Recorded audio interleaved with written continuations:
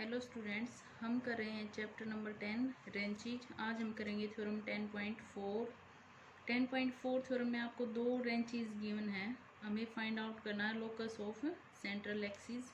एक रेंच हम मानते हैं ऑन द एक्सिस एक्स और दूसरे रेंच के लिए एक्सिस हम मान रहे हैं वाई एक्सिस, और आर हमने लिया रिजल्टेंट फोर्स जो एक्स एक्सिस के साथ थीटा एंगल बना रहा है।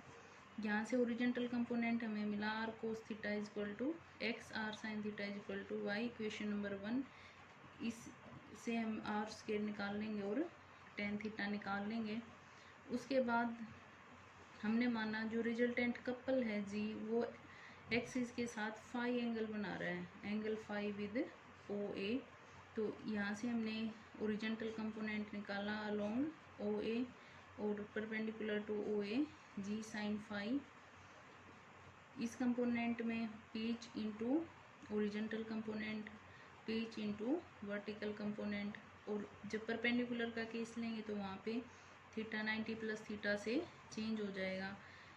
ये आने के बाद यहाँ पे इक्वेशन नंबर 1 से x की वैल्यू पुट कर दी और y की वैल्यू पुट कर दी। सिमिलरली जी साइन फाई के केस में यहाँ से हमें मिली इक्वेशन नंबर 4 और 5।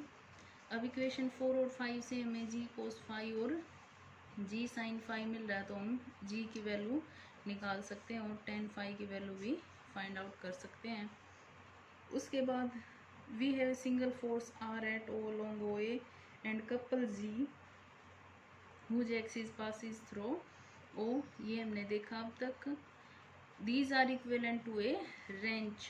जो हमने आर फोर्स लिया था और जो जी कपल लिया था, हम कह रहे हैं वो एक रेंच के इक्वल है whose axis is the line M P, और उस रेंच का एक्सिस एम पी है जो पैरेलल है ओ ए के।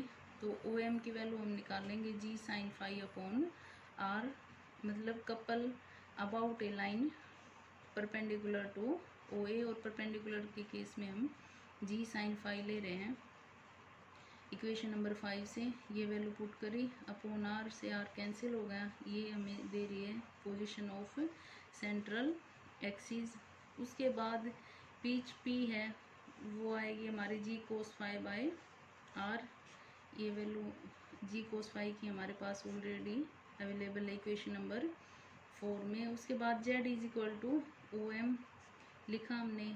अब यहाँ पे हमने कंसीडर किया ये x है, ये y है और ये थीटा एंगल है।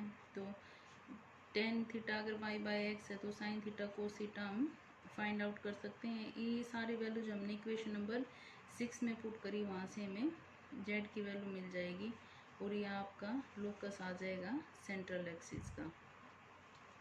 नेक्स्ट हमारी थ्योरम है any wrench may be resolved into two ranges whose axes intersect at right angles in an infinite number of ways। इससे पहले हम एक थ्योरम कर चुके हैं जिसमें हमने दो रेंचेस का रिजल्टेंट फाइंड आउट किया था। यहाँ पे एक रेंच को दो रेंचेस में रिजोल्व कर सकते हैं, ये हमें प्रूव करना है, और वो भी इनफाइनाइट नंबर ऑफ वेज में। हमने लिया आर पी आर एक रेंच है, एम पी उसका एक्सिस है, through M draw M O perpendicular to M P, O origin लिया है, O X O Y perpendicular to O M, ये हमने एक्सिस लिए हैं। Let O M is equal to A, जैसे हमने लास्ट अभी 10.4 थ्योरम में काम किया है वैसे ही है सेम।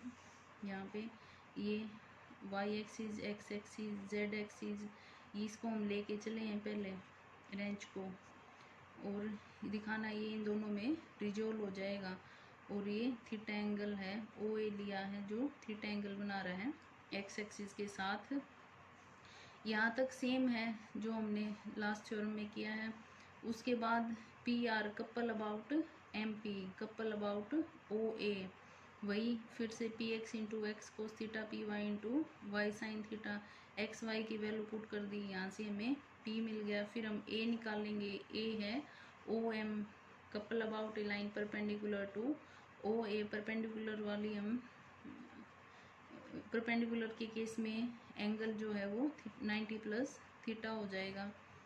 इसको सोल्व किया, आर से आर कैंसिल हो गया, हमें मिली इक्वेशन नंबर 2 जो कि ए की वैल्यू है। अब इक्वेशन 1 को हमने मल्टीप्लाई किया साइन थीटा से और 2 को मल्टीप्लाई किया हमने कोस थीटा से और दोनों को ऐड कर दिया।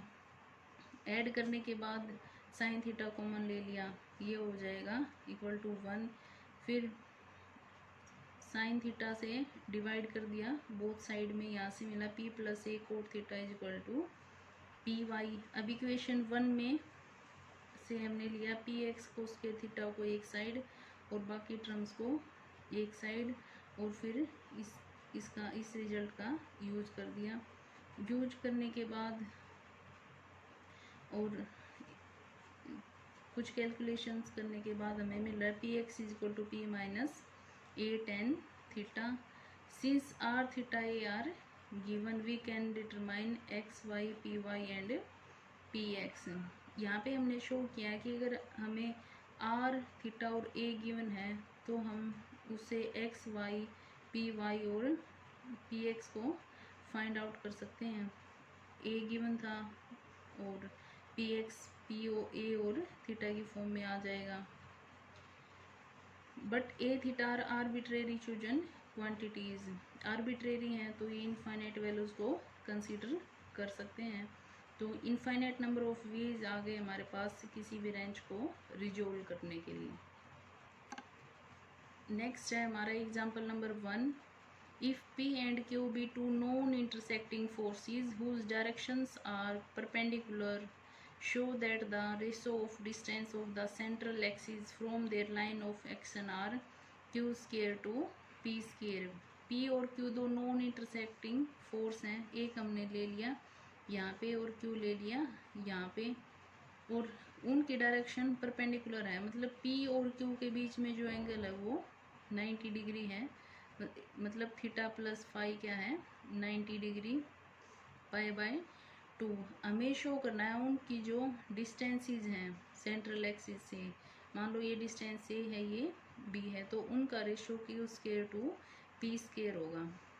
पहले इन दोनों का जो एंगल गिवन है, डिस्टेंस हमने मान ली ए, ये मान ली बी, दोनों के बीच में 90 डिग्री एंगल है, उसको लिखा पाई बाय 2। रिजोल्व किया फोर्सेस को along axis of Z and y. Along x axis किया तो p cos theta plus q cos phi is equal to r और p sine theta minus q sine phi. वही फिर से angle का difference आ जाएगा 90 माइनस थीटा और 90 plus phi. अब यहाँ पे हमने phi is equal to pi by 2 minus theta use कर लिया, तो ये पूरी इक्वेशन आपकी थीटा में आ जाएगी, इक्वेशन नंबर 1 और 2। उसके बाद हमने मोमेंट्स को लिया है axis of Z and Y के कोरस्पॉन्डिंग। जब मोमेंट्स को हम लेंगे तो k is equal to distance into force into sine of angle, और distance into force into sine of angle. Second case में फिर से एंगल में चेंज आ जाएगा, और यहाँ पे फाई जो स्टार इक्वेशन है phi is equal to pi by 2 minus theta, उसका यूज़ किया तो दोनों इक्वेशंस आपकी थीटा में आ गई, इक्वेशन 3 और 4। अब इक्वेशन 4 से a बाय बी हम निकालेंगे, तो q sine theta upon p cos theta, q by p tan theta. Tan theta की वैल्यू हम इक्वेशन नंबर 2 से यूज़ कर लेंगे, इक्वेशन नंबर 2 से टेन थीटा आ जाएगा q बाय p। तो a बाय b का आपको मिल गया q स्केयर और p स्केयर, यही आप रेशो आपको फाइंड आउट करना था।